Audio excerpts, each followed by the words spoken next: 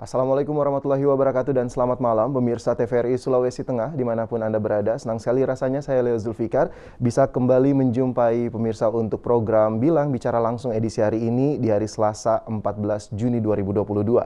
Dan di malam hari ini kita mengangkat tema meraih mimpi di benua Eropa. Dan sudah hadir bersama kita dua orang narasumber yaitu Dian Septiawati dan juga Gita Cahyani. Mungkin bisa kita perkenalkan dulu dengan bahasa Inggris nih. Could you please try to introduce yourself one by one? Who's gonna be the first? I guess me first. Okay. Okay. Thank you very much for having us today. My name is Dian Septiawati. I'm currently at first semester at Universitas Tadulako, majoring in public health. Okay. How about Gita? Okay, thank you. My name is Gita Cahyani. I'm management student, Faculty Economic and Business, Tadulako University, and I'm in 6th semester. Oke, wah sangat luar biasa ini bahasa Inggrisnya masing-masing dan mungkin pemirsa TVRI Sulawesi Tengah bertanya kenapa teman-teman ini berkenalannya dengan menggunakan bahasa Inggris karena Gita dan juga Dian ini adalah perwakilan dari Universitas Tadulako yang akan mewakili Sulawesi Tengah untuk program Indonesian International Student Mobility Awards 2022 ya di tahun ini dan masing-masing dari mereka sudah dipilih mewakili Universitas Tadulako untuk mengikuti program di dua negara yaitu Republik Ceko dan juga Hongaria. Dan berbicara mengenai aktivitas sehari-hari sudah dijelaskan bahwa keduanya adalah mahasiswa dan berbicara soal kegiatan di kampus. Mungkin dari Gita dan juga Dian memiliki kegiatan dari kampus dan juga dari luar kampus. Silakan mau Dian atau Gita dulu untuk menjawab. Gita kayaknya. Oke, silakan Gita. Oke, saat ini lagi aktif di organisasi ya Kak. Untuk di dalam kampus saat ini pada Januari kemarin baru saja demisioner sebagai koordinator training and education di Welcome atau World English Community of Economics. Terus saat ini lagi aktif di Genbi atau Generasi Bank Indonesia, yaitu penerima beasiswa Bank Indonesia di tahun 2021 kemarin sampai tahun 2022 ini. Saat ini juga aktif sebagai awardee di XL Future Leaders Angkatan 10.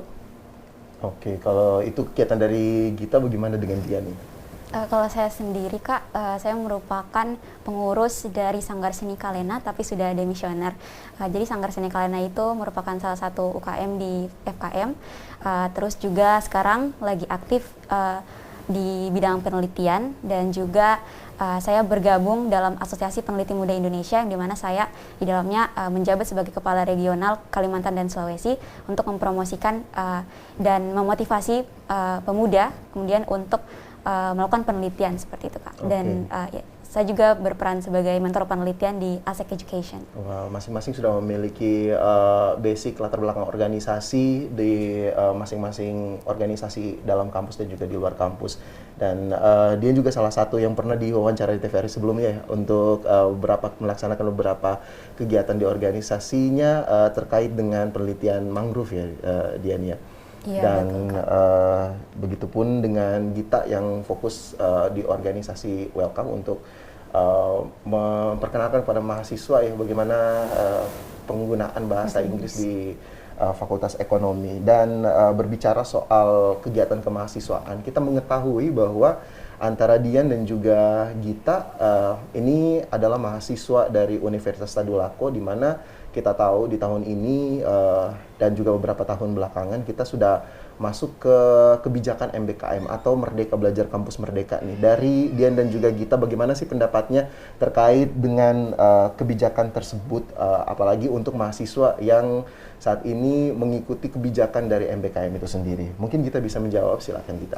Oke, sebenarnya bersyukur sekali ikut karena adanya program MBKM ini. Jadi karena saya sendiri kan mahasiswa Universitas Tadulako kan. Jadi biasanya kesannya anak timur itu selalu terbelakang dari anak-anak di Jawa. Nah, jadi dengan adanya program ini jadi lebih merata. Jadi tidak hanya anak-anak di Jawa saya, tidak hanya Jawa sentris, tapi juga anak-anak Sulawesi atau bahkan anak-anak yang di Papua itu bisa ikut. Nah, jadi misalkan ada beberapa contoh banyak program dari MBKM ini, salah satunya IISMA ini.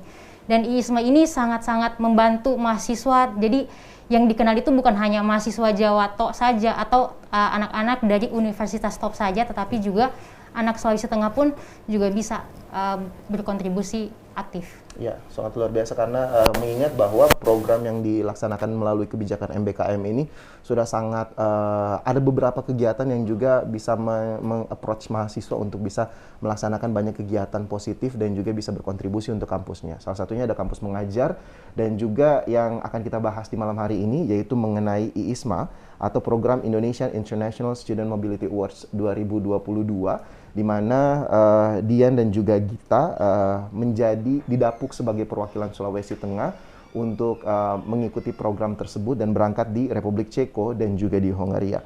Dan mungkin bisa dijelaskan sedikit terkait dengan apa sih sebenarnya IISMA itu dan apa saja program yang disediakan dari IISMA itu sendiri. Silakan Dian. Baik, IISMA atau Indonesian International Student Mobility Awards merupakan program yang diinisiasi oleh Kemendikbudristek-Dikti yang dimana kita ketahui bersama ya bahwa terdapat 8 program yang diinisiasi oleh Kampus Merdeka itu sendiri dan salah satu program unggulannya itu adalah IISMA ini, Kak. Nah, jadi program ini tuh bertujuan untuk mengirimkan mahasiswa berprestasi di Indonesia begitu yang kemudian kita semester abroad, Kak. Experience 1 semester di perguruan top dunia, Kak, seperti itu. Dan saya sendiri itu alhamdulillah lolos pada beasiswa ini di University of Szeged, Hungary. Okay. Dan untuk Gita sendiri di Palaki Olomouc University di Ceko. Ya. Oke, sangat luar biasa ya. Ini di umur yang sangat muda dan kalau saya baca CV-nya di angkatan 2019 teman-teman bisa mewakili Sulawesi Tengah untuk memperkenalkan bukan hanya menjadi penerima beasiswa dan juga mengikuti programnya, tapi juga mewakili Sulawesi Tengah di kancah internasional. Dan terkait dengan proses seleksinya nih di IISMA itu, bagaimana sih Gita proses seleksi mengikuti IISMA? Apakah itu sulit ataukah untuk anak-anak di Sulawesi Tengah ini ada nih peluangnya? Oke, Kak. Jadi sebenarnya kalau masalah susah atau mudah itu gampang-gampang susah sebenarnya. Jadi itu kemarin ada 2 seleksi kemarin. Yang pertama itu seleksi berkas. Seleksi berkas itu ada transkrip nilai, ada surat persetujuan dari orang tua ataupun dari pihak kampus. Setelah itu juga kita mengerjakan esai. Esai itu ada 4 nomor dan kemudian harus juga mengupload tes bahasa Inggris. Kemarin tes bahasa Inggris itu ada 2, bisa yang pakai IELTS dengan yang pakai Duolingo English Test. Nah, setelah itu, setelah beberapa minggu setelah tes pertama, kemudian ada tes kebangsaan. Sebenarnya tes kebangsaan ini bagian dari tes pertama, cuman ternyata dipisahkan. Kemudian setelah ada tes kebangsaan, ada tes wawancara. Tes wawancara ini merupakan tes paling akhir. Jadi sistemnya itu 30 menit, itu kurang lebih 30 menit per orang. Jadi kita harus menjelaskan kayak menjawab pertanyaan fully in English. Jadi seperti itu, Pak.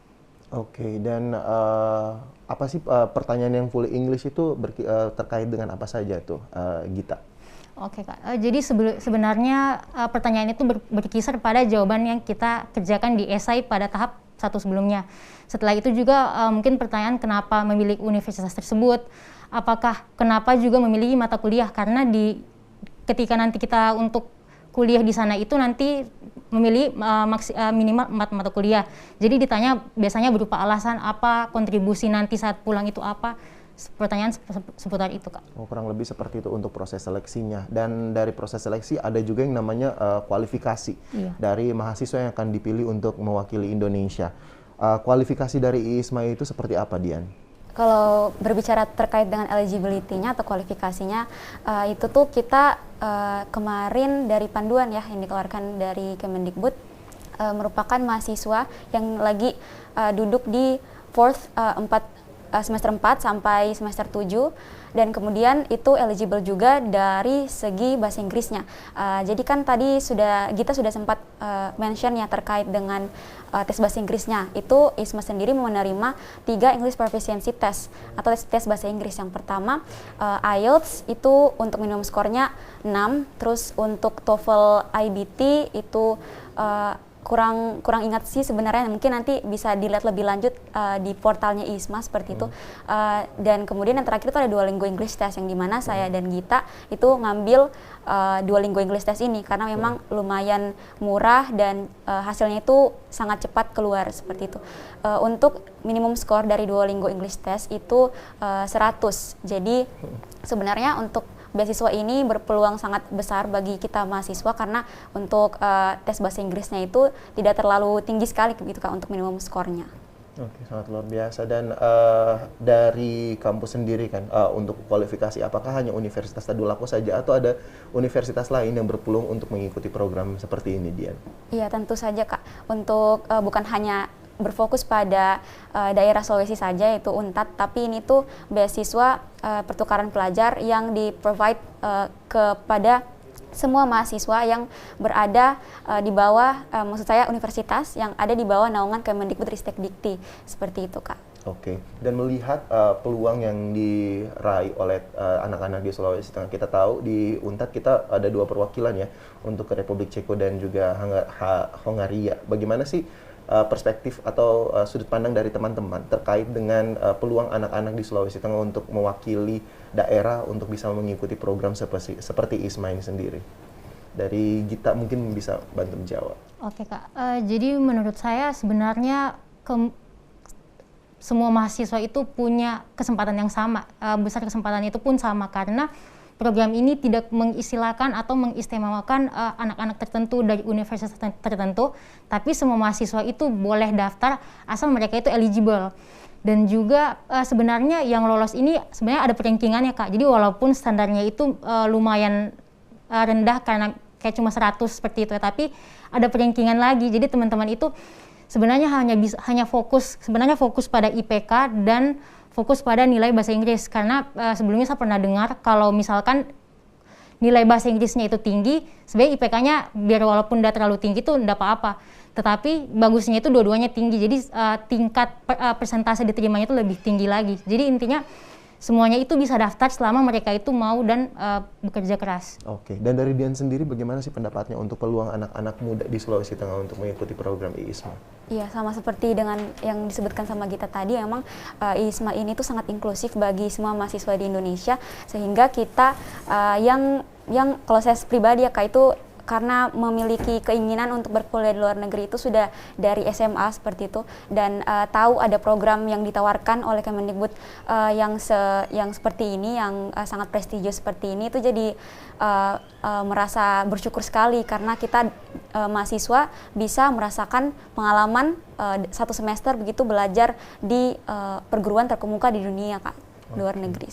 Dan ini kan kita sama-sama tahu bahwa Gita dan juga Dian masih dalam persiapan nih. Persiapannya sudah sejauh mana nih untuk berangkat menuju program ISMA di tahun 2022, di mana Gita dan juga Dian akan berangkat masing-masing beda bulan nih. Persiapannya sudah sejauh mana? Mepet nggak untuk persiapannya menuju ke Ceko dan juga Hongaria? Silakan Dian dulu untuk menjawab. Iya, sebenarnya cukup challenging sih Kak. Menurut saya proses apply untuk ISMA ini mulai dari seleksi administrasi sampai kita kemudian diterima sebagai award di ISMA, itu sudah cukup challenging, apalagi untuk mempersiapkan keberangkatan ini lebih challenging lagi. Jadi memang itu juga yang dilihat dari saat wawancara dan esai kita kemarin, itu kayak resiliensi kita, apakah kita itu bisa survive kalau misalkan kita dikirim ke luar negeri dan mempersiapkan berkas-berkas ini yang memang sangat complicated seperti itu. Waktu beberapa minggu kemarin belakangan ini, saya dan Gita itu diberikan pembekalan oleh Kemendikbud, kemudian kita diberikan pembekalan terkait dengan perundungan kekerasan di luar negeri, jadi lebih ke menjaga mental kita nanti kalau misalkan sudah keluar itu kita di briefing lah seperti itu. Kemudian juga diberikan pembekalan secara academically, terus juga kita kemarin itu untuk keberangkatan diberikan pembekalan terkait dengan tiket dan juga pengurusan visa seperti itu. Untuk saya di University of Szeged itu kita belum secara spesifik sebenarnya akan membahas terkait visa ini, jadi lagi pengurusan juga untuk apply visanya seperti itu. Mungkin dari Gita berbeda dengan saya. Dari kita sendiri persiapannya sudah sejauh mana nih? Oke Kak, jadi sama juga seperti Dian, ini sebenarnya proses persiapan ini quite challenging sebenarnya. Jadi untuk ini Palaki University ini kita kan sudah kemarin ada virtual meeting sama perwakilan dari pihak kampus sana. Jadi di sini sudah dipersiapkan memang apa saja hal yang diperlukan untuk pengurusan visa. Jadi saat ini Kak, saya lagi proses pembuatan SKCK, pembuatan surat dari kelurahan dan lain sebagainya itu untuk requirement dokumen untuk visa ke Ceko ini karena dari semua berkas sebenarnya visa ini yang paling rumit sebenarnya. Jadi lagi fokus urus untuk visanya ini.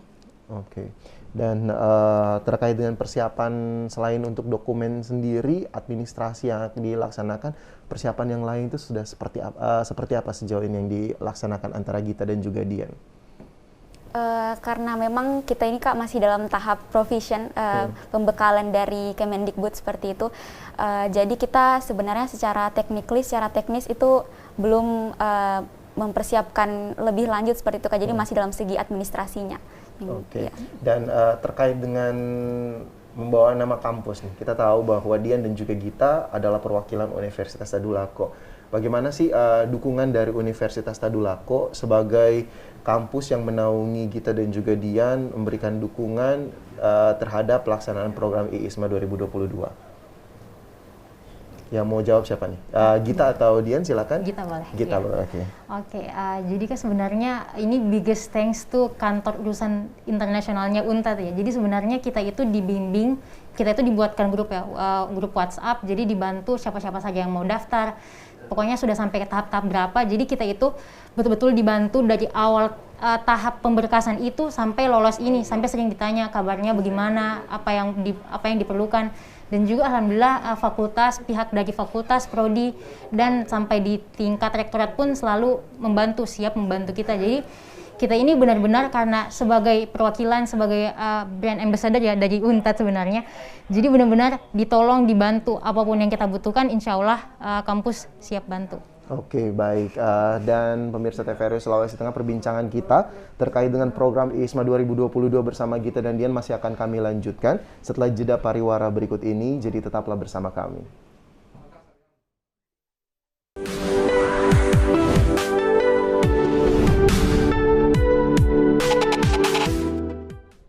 Ya, Anda masih menyaksikan program Bicara langsung dengan tema Meraih Mimpi di Benua Eropa. Dan kita masih bersama Dian dan juga Gita, perwakilan dari Universitas Tadulako yang akan berangkat masing-masing ke Hongaria dan juga ke Republik Ceko untuk program Indonesian International Student Mobility Awards 2022. Dan tadi juga kita sempat berbicara dan juga membahas mengenai apa saja sih program yang disajikan dari MBKM atau Merdeka Belajar Kampus Merdeka, dan juga ISMA sendiri sebagai salah satu dari bagian program tersebut. Dan kita ketahui bersama bahwa program ISMA ini merupakan program beasiswa. Dan ini menyasar bukan hanya di Sulawesi Tengah saja, tapi juga seluruh Indonesia. Nah, ketika kita mengetahui bahwa ini program beasiswa, pasti kita bertanya, anak-anak muda di Palu juga pasti bertanya, ini manfaatnya apa saja sih Kak? Biasanya seperti itu. Dan juga apa saja yang di-cover dari program beasiswa ini sendiri. Silakan kita untuk menjawab. Oke Kak, terima kasih. Jadi sebenarnya IISMA ini program yang sangat-sangat worth it untuk diikuti kan. Karena sebenarnya kalau bahasanya itu kan kayak tinggal bawa diri saja ke Republik Ceko. Jadi karena semuanya itu dibiayai oleh pemerintah. Mulai dari SPP, UKT di sana, biaya hidup, biaya makan, ataupun uang saku itu semuanya di-cover. Jadi pengurusan visa, tiket perjalanan pulang dan pergi itu semuanya di-cover.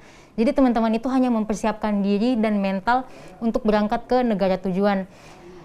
Sebenarnya itu pun juga mendengar dari pengalaman alumni program ini, jadi sebenarnya misalkan uang saku yang diberikan itu juga lumayan. Jadi teman-teman itu bisa sampai kayak Europe trip kalau teman-teman yang pilih di universitas yang ada di Eropa.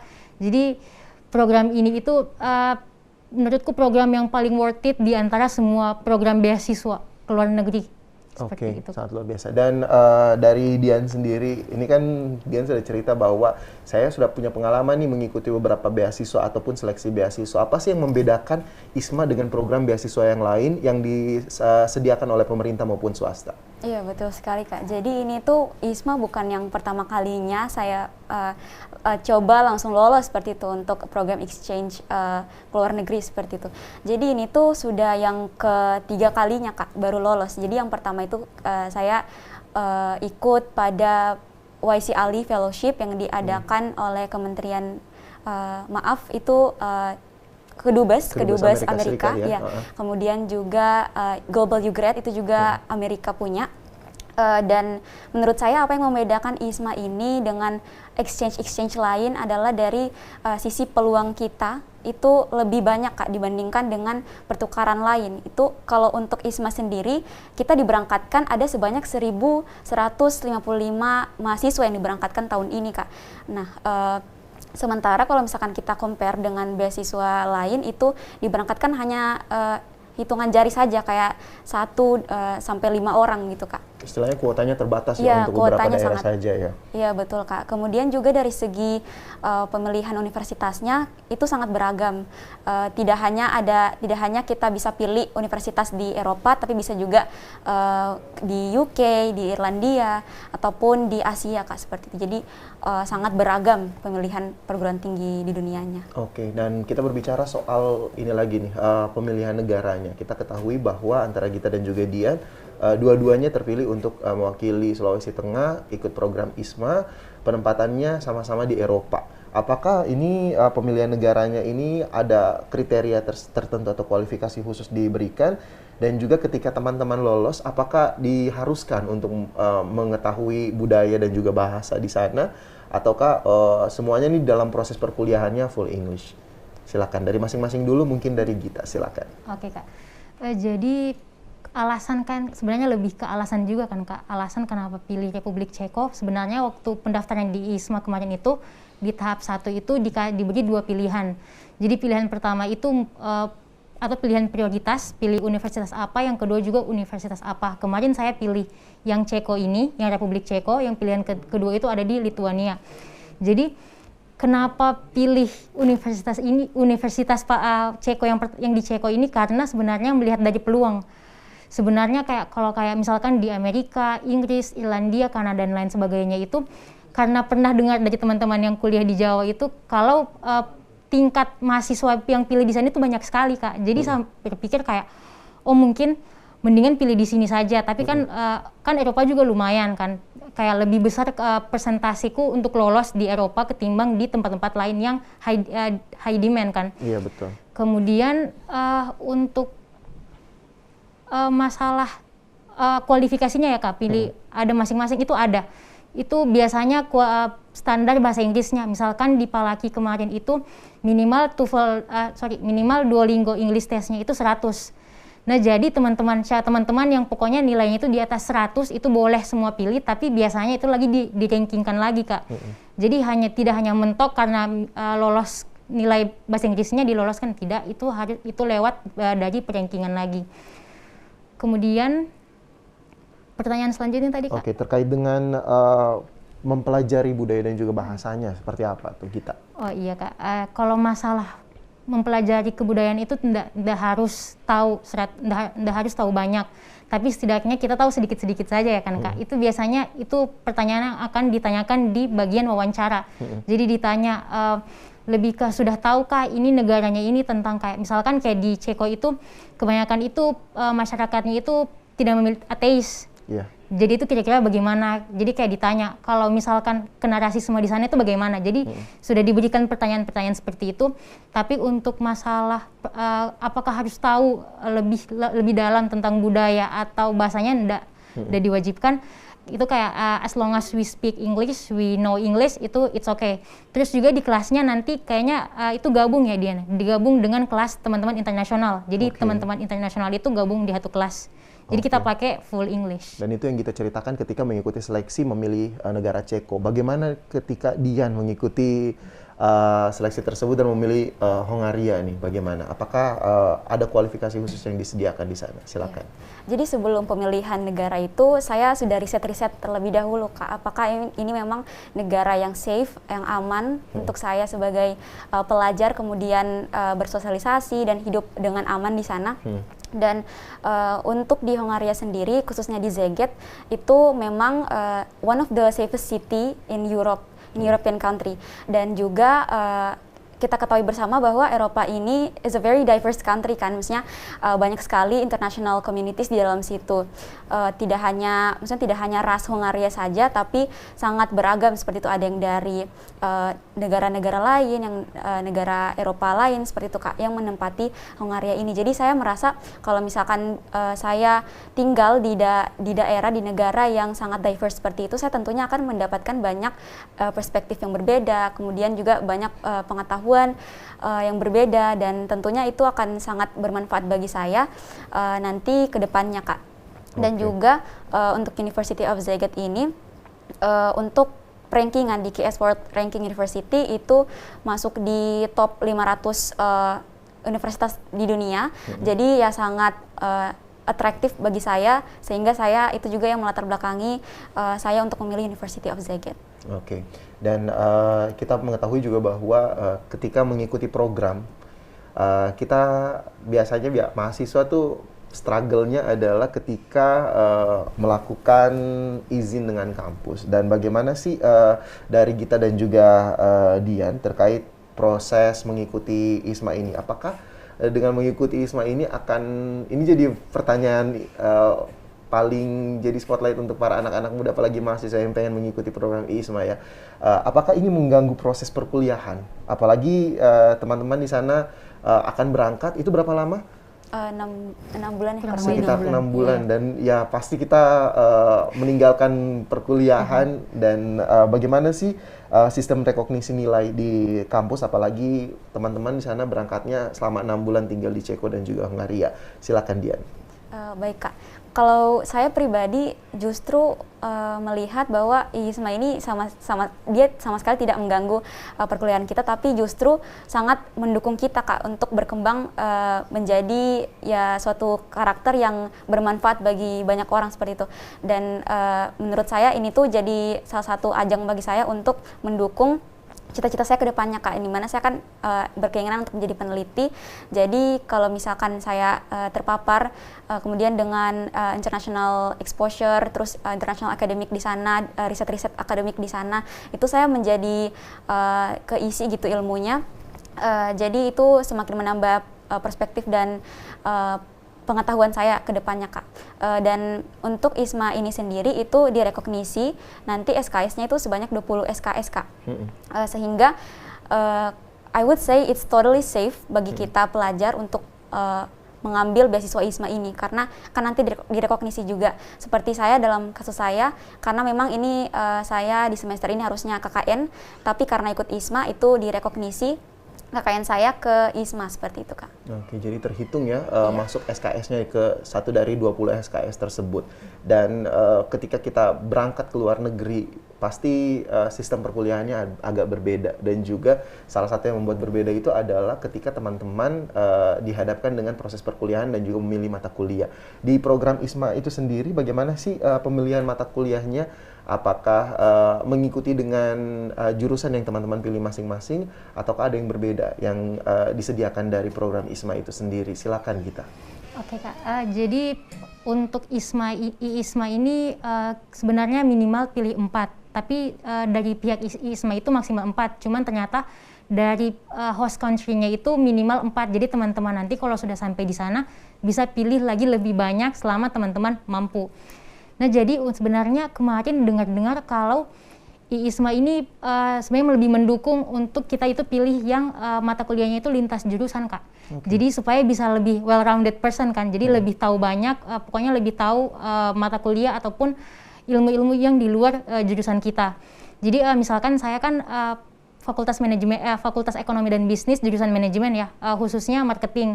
Tapi di sana saya pilih itu kan ada 4 mata kuliah yang 3-3-nya itu rata-rata tentang psikologi. Jadi sebenarnya setelah belajar psikologi ini kan ternyata nanti bisa memudahkan kan Kak, memudahkan karirku di masa depan nanti. Jadi juga nanti setelah dari ISMA nanti kita punya transkrip nilai, karena kita tetap ikut ujian dan lain sebagainya, terus juga kita dapat sertifikat. Jadi sebenarnya sertifikat ini juga bisa dipakai kan untuk kayak mendaftar kerja atau mendaftar apapun yang bisa berhubungan dengan program ini. Oke. Seperti itu. Jadi ketika mengikuti program, ikut mata kuliahnya, di transkrip apakah ada rekognisi untuk ini disamakan dengan mata kuliah seperti ini atau berbeda? Bagaimana itu, Gita? Oke Kak, iya. Jadi kalau masalah itu sebenarnya sudah ada kan sistem dari MBKM sendiri itu merupakan rekognisi 20 SKS kan. Jadi rekognisi 20 SKS ini harus ternyata kebijakannya itu kampus itu wajib untuk menjalankan program tersebut, karena kalau tidak nanti bisa-bisa kampusnya itu bisa dapat penalti kan Kak. Alhamdulillahnya di program studiku ini sangat mendukung program ini. Jadi setelah ini kan saya hanya punya 15 SKS sebelum pengurusan skripsi kan. Jadi kemarin setelah lolos program ini habis kontakan sama ibu koordinator prodi. Terus dibilang nanti fokus saja di sana, tidak usah pikir mata kuliah ataupun berapapun SKS yang di Palu. Nanti kalau pulang buat laporan saja, terus nanti bisa kita rekognisi sebagai tugas akhir. Jadi setelah pulang dari luar negeri, setelah jalan-jalan belajar di sana itu bisa langsung yudisium Kak. Seperti itu ya, iya. Sangat luar biasa. Jadi berangkat sampai ke Eropa, pulang langsung yudisium. Itu kebijakan di Fakultas Ekonomi. Bagaimana di prodi? Kalau di Fakultas Kesehatan Masyarakat sendiri nih dia? Iya, kurang lebih sangat suportif juga sama kayak fakultasnya Gita. Kalau saya pribadi karena alhamdulillah sudah bebas skripsi juga dari prestasi penelitian kemarin, jadi sudah dibebaskan skripsi. Jadi ke prodi saya bilang ya fokus aja nanti ke studinya di luar negeri, nanti untuk KKN-nya itu bisa direkognisi seperti itu Kak. Oke, jadi sangat supportive. memudahkan untuk mahasiswa ya, ketika mengikuti program, kita bisa dapat benefitnya juga dari program tersebut, selain itu juga tidak mengganggu proses perkuliahan. Dan program ISMA ini adalah program yang annual ya, bukan dilaksanakan hanya 1 tahun saja, tapi tiap tahun dilaksanakan. Untuk tahun 2023 itu, proses seleksi dari ISMA itu dilaksanakan setiap bulan berapa, dan universitas mana saja sih yang bisa qualified untuk mengikuti program ISMA itu sendiri? Gita mungkin bisa bantu menjawab, silakan. Oke Kak, jadi insya Allah ini akan jadi program tahunan ya kan, ISMA ini akan jadi program tahunan. Untuk masalah biasanya sekitaran bulan bulan Maret ya, bulan Maret sampai April itu seleksi tahap 1. Pokoknya di situ itu sudah semua itu biasanya 1 bulan. Dalam 1 bulan itu semua mahasiswa yang eligible dan dibawa ke Mendikbud itu boleh daftar. Terus untuk kualifikasi universitas apa saja itu sebenarnya tidak ada yang khusus bagaimana, asalkan mereka di bawah naungan Kemendikbud Ristek. Jadi asal masuk di Kemendikbudristek bisa mengikuti proses seleksinya ya, dan juga tidak menutup kemungkinan tahun ini 2, tahun depan ada peluang lebih banyak lagi mahasiswa di Sulawesi Tengah untuk mewakili Sulawesi Tengah untuk mengikuti program ISMA itu sendiri ya. Dan kita tahu bahwa program ISMA ini bukan hanya dilaksanakan di tahun ini saja. Bisa diceritakan, Dian, dari program ISMA ini sendiri sudah berlangsung sejak kapan, dan siapa-siapa saja sih alumni yang sudah mengikuti program ISMA itu sendiri, dan sekarang mereka bagaimana sih setelah mengikuti program ISMA? Setelah Dian mengikuti proses seleksinya, pasti tahu dong alumni-alumni seperti apa, dan mereka pasti cerita banyak tentang program ISMA. Silakan Dian. Kalau untuk tahun 2022 ini, saya dan Gita masuk di second batch atau angkatan kedua ISMA. Jadi untuk ISMA itu sudah berdiri 2 tahun ya untuk penyediaan beasiswanya. Jadi di tahun kemarin itu dari Universitas Tadulako yang lolos menjadi award di ISMA itu Kak Isa Hanif Emeraldi yang juga merupakan senior kita di SMA Al Azhar Mandiri Palu. Jadi Kak Isa itu dia semester abroad di Irlandia, di University of Limerick tepatnya. Dan sebenarnya alasan juga saya ingin mengikuti ISMA ini karena kayak terinspirasi dari senior-senior yang pernah mengikuti ISMA ini. Jadi kan mereka sering sharing tuh Kak di Instagram mereka Terus melihat mereka mempunyai privilege yang lebih untuk bisa merasakan akademik di luar negeri itu jadi salah satu faktor juga untuk saya kemudian coba beasiswa ISMA ini. Mereka itu jadi semakin open minded, semakin independen atau lebih mandiri begitu Kak. Dan mereka juga sangat ingin begitu untuk mereka mempunyai satu persepsi yang sama bahwa kita itu mau berkontribusi untuk negeri. Jadi mereka itu kayak selalu memberikan sosialisasi terkait ISMA ini dan bahkan memberikan mentorship bagi award di ISMA untuk kita kemudian aware dengan seleksi persiapan keberangkatan ini sampai kita pulang ke Indonesia seperti itu. Oke, jadi sebelumnya memang sudah ada alumni dari ISMA ini dan baru 1 orang berarti ya? Kalau dari UNTAD ya baru 1 orang. Dari UNTAD baru 1 orang. Apakah ada alumni lain dari universitas di Sulawesi Tengah yang pernah mengikuti ISMA? Setahu saya Kak tidak ada. Tahun kemarin itu memang yang ikut di Sulawesi Tengah itu hanya Universitas Tadulako. Dan tahun ini pun juga yang ikut Universitas Tadulako yang lolos jadi awardee saya dan Gita. Oke, dan ini juga bisa jadi pemicu juga untuk semangat anak-anak muda mengikuti program yang sama terkait dengan program ISMA yang akan dilaksanakan. Apalagi tahun depan itu di 2023 pemirsa TVRI Sulawesi Tengah akan dilaksanakan lagi untuk ISMA ini sendiri. Muncul lagi nih pasti pertanyaan dari anak-anak muda. Kalau ikut ISMA nih 2023 pasti ada tips dan triknya dong. Mungkin bisa dibagi antara Dian dan juga Gita untuk proses seleksinya. Apakah ada tips dan trik yang bisa dibagi untuk pemirsa TVRI apalagi yang pengen mengikuti ISMA di 2023? Silakan Gita.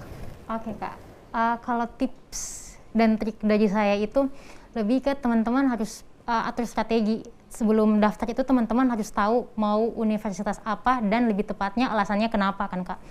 Terus juga teman-teman harus sering-sering ikut, harus sering-sering latihan tes bahasa Inggris. Misalkan kalau mau ambil Duolingo, itu kan di websitenya sudah ada untuk praktisnya. Teman-teman bisa sering-sering akses itu.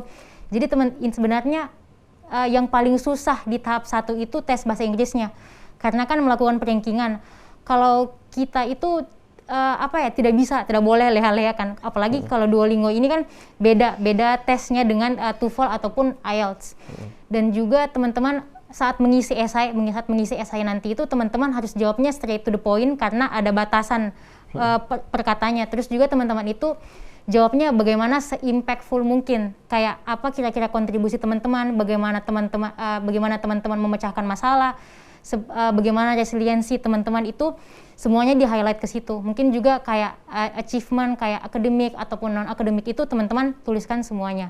Seperti itu. Dari kita seperti itu nih tips and tricksnya. Kalau dari Dian sendiri seperti apa? Ya, kita ketahui bersama ya Kak, tadi sudah disebutkan juga bahwa ISMA ini merupakan beasiswa yang sangat prestigius dan sangat ketat seleksinya seperti itu. Jadi saran saya teman-teman harus mempersiapkan dari jauh-jauh hari, mulai dari tes bahasa Inggrisnya, terus juga persiapan untuk pembuatan esai. Kan itu juga sudah ada untuk pertanyaan-pertanyaannya esainya sebenarnya di-share seperti itu oleh alumni. Jadi kita bisa mulai dari sekarang membuat esai, kemudian berpikir kembali kontribusi apa sih sebenarnya yang bisa kita berikan setelah ke program ini setelah kita balik ke Indonesia seperti itu. Yang terpenting sih bahasa Inggris Kak, kalau saya melihat dari proses ISMA ini. Karena kalau misalkan kita juga tidak bisa survive di luar negeri, tidak bisa bahasa Inggris, ya tidak bisa ngapa-ngapain juga kan. Nah, jadi bahasa Inggris itu sangat di-encourage untuk dipersiapkan dari jauh-jauh hari. Jadi siapkan IPK terbaik teman-teman, siapkan hasil tes bahasa Inggris teman-teman, biar peluang untuk lolos menjadi award di ISMA tahun depan itu semakin tinggi Kak. Oke, karena di spotlight terus nih dari bahasa Inggris nih, dari tadi disebutkan Dian dan juga Gita. Kalau begitu, saya pengen tes dulu di bahasa Inggrisnya about how's your preparation so far facing the program like this and how you try to approach a lot of the youth in Central Sulawesi to join this program. Maybe who's gonna be the first to answer the question? Me first? Maybe, okay Dian. So I would like to express my gratitude first because it's a very great chance for us to be here. Thank you very much for having us, Kak. And then I would like to quote one of the motivational quote that I get from the internet, which is that you fail, but you need to try it again. Because when you stop trying, then that is actually the real failure. So don't be pessimistic. Just go ahead, catch that opportunity, because we as the student, we have a lot of privilege, and one of the privilege is being an ISMA worthy. And I believe that we as the Central Sulawesi youth could contribute to our nation, to our community, back to from the program. And when we're back to Indonesia, we will actually become a very beneficial person and spread that positive vibes to our community. Yes, as many people as we can. Yeah, maybe more short with with your maybe sentence or quote. We give time for Gita to give some speech about this program. Okay. So time is yours. Thank you, Kak.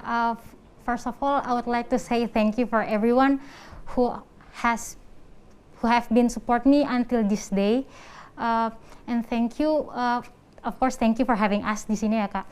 And then if Dian give her quote, then let me give my quote too. I would say sometimes you win, sometimes you learn. Same as Dian, this is not my first time to try this kind of exchange program. I mean, if you fail, try, because every fail you get, you will learn something, you will improve something from that. Because for me, practice doesn't make perfect, but practice makes improvement. Oh, that's kind of very impactful quotes, and we really wish that a lot of people, especially the youth in Central Sulawesi, could take a lot of advice from both of you.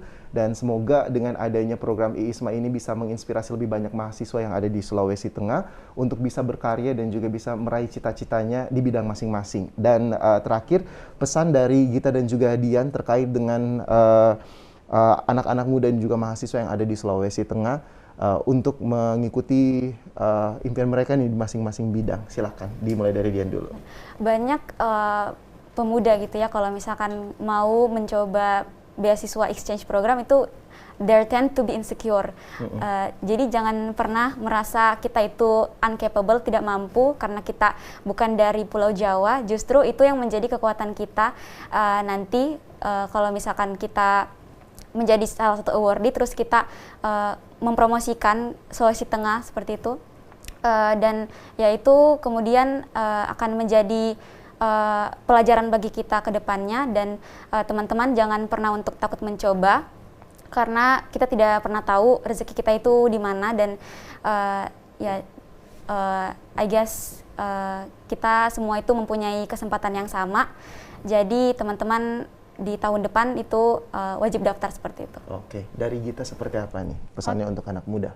Oke, Kak, jadi pesan dari saya untuk teman-teman itu sebenarnya lebih ke jangan sia-siakan masa muda kan. Karena biasanya banyak orang-orang yang kayak sudah terlewati kesempatan baru ingin ikut. Jadi teman-teman itu kayak jangan takut gagal. Orang-orang yang master atau yang expert di bidang tertentu itu mereka juga pernah mulai dari nol. Kalau teman-teman tidak mulai dari sekarang, sampai besok pun atau sampai tahun berapapun teman-teman tidak akan bisa mulai. Karena sebenarnya itu satu hal yang sebenarnya bisa bikin ya kita itu menang lomba ataupun lolos beasiswa dan lain sebagainya adalah sebenarnya niat dan kerja keras. Teman-teman juga jangan lupa selain berusaha, teman-teman juga harus selalu berdoa. Kayak teman-teman harus rajin beribadah ya. Kalau dari saya, teman-teman juga menjalankan ibadah menurut agama dan keyakinan masing-masing kan. Terus juga teman-teman sebenarnya kalau kita semakin banyak ikut lomba ataupun ikut banyak beasiswa dan itu, teman-teman bisa kenal dengan banyak orang. Jadi kan networkingnya semakin bagus. Jadi hal ini bisa memudahkan nanti untuk karir di masa depan. Terus juga dengan mengikuti itu kan kita punya banyak pengalaman. Jadi punya pengalaman seperti ini sangat-sangat menguntungkan teman-teman. Jadi kalau ada hal apa-apa pasti kita yang dipilih seperti itu. Jadi teman-teman bisa dapat cuan or whatever it is dari pengalaman-pengalaman itu. Oke, pertanyaan terakhir nih sebelum kita menutup program Bilang malam hari ini, mungkin bisa dijawab dari Dian terkait dengan apa sih harapan dari Dian untuk pemerintah yang sudah memberikan dukungan kepada anak muda dalam mengikuti kegiatan-kegiatan positif, salah satunya kegiatan ISMA di tahun 2022. Silakan. Untuk pesannya kepada pemerintah, menurut saya baiknya kita itu sebagai pemuda kita lebih banyak di support terkait dengan sosialisasi terkait exchange program ini. Kemudian kita diberikan mungkin di provide facilities untuk kemudian kita itu bisa berangkat. Dalam kasus saya dan Gita itu kan untuk ISMA sendiri itu ada beberapa yang tidak tercoverkan seperti itu Kak. Mungkin dari pemerintah itu kedepannya bisa lebih memperhatikan hal-hal seperti itu, dan ya karena semua anak Sulawesi Tengah itu menurut saya sangat potensial, jadi pemerintah sebagai stakeholder sudah sepatutnya untuk kemudian mensupport anak-anak muda yang berprestasi seperti itu Kak. Sangat luar biasa dan juga sangat menginspirasi. Terima kasih banyak untuk Dian dan juga Gita yang sudah hadir di studio TVRI Sulawesi Tengah malam hari ini untuk berbagi pengalaman persiapan menuju IISMA 2022, dan harapannya semoga bisa memberikan lebih banyak informasi juga kepada anak muda untuk mengejar mimpi di segala bidang. Karena program IISMA ini disediakan pemerintah untuk mahasiswa yang ingin menambah pengetahuan dan juga ingin mengikuti program bukan hanya di Indonesia saja, tapi juga bisa mencari kesempatan di luar negeri. Dan mewakili seluruh kerabat kerja yang bertugas, tiba saatnya kami untuk pamit undur diri dari hadapan Anda pemirsa TVRI Sulawesi Tengah. Terus saksikan program Bilang untuk segmen Suara Mahasiswa setiap hari Selasa bersama kami yang di TVRI Sulawesi Tengah dan juga Anda untuk terus mendukung anak-anak muda berkarya dari bidangnya masing-masing. Dan kita bertemu di minggu depan masih dalam program Bilang dengan tema yang berbeda dan juga narasumber yang berbeda. Akhir kata, wassalamualaikum warahmatullahi wabarakatuh. Selamat malam dan sampai jumpa.